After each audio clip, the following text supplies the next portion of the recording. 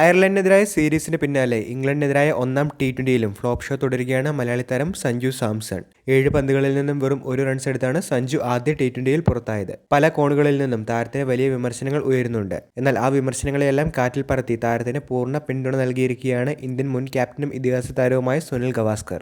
സഞ്ജു എത്ര കളികളിൽ ഫ്ലോപ്പായാലും എല്ലാ അവസരങ്ങളും നഷ്ടപ്പെട്ട സാഹചര്യത്തിൽ ഇന്ത്യക്ക് വേണ്ടി ലോകകപ്പ് നേടിക്കൊടുത്ത താരമാണ് അവനെന്നാണ് സുനിൽ ഗവാസ്കർ പറഞ്ഞത്. ഒരു മത്സരം കൊണ്ടോ ഒന്നോ രണ്ടോ മത്സരത്തിൽ അദ്ദേഹം പരാജയപ്പെട്ടാൽ ഉടനെ തന്നെ വിമർശനം ഉന്നയിക്കേണ്ട സാഹചര്യം നിലവിലില്ല. ഇന്ത്യക്ക് അവനിൽ വിശ്വാസമുണ്ട്.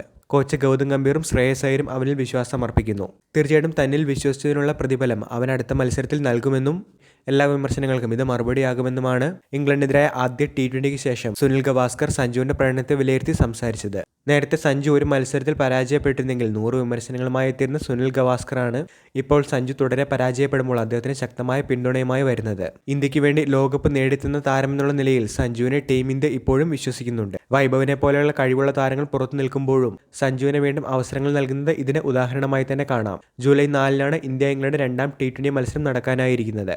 മാറ്റമില്ലാത്ത പ്ലേയിങ് 11-മായി തന്നെയായിരിക്കും ടീം ഇന്ത്യ രണ്ടാം മത്സരത്തിലും ഇറങ്ങുക എന്നാണ് റിപ്പോർട്ടുകളിൽ പറയുന്നത്. വീഡിയോ അവസാനിക്കുന്നു. കൂടുതൽ ക്രിക്കറ്റ് അപ്ഡേറ്റുകൾക്കായി ചാനലൊന്നും മറക്കാതെ സബ്സ്ക്രൈബ് ചെയ്തു വെച്ചേക്കുക.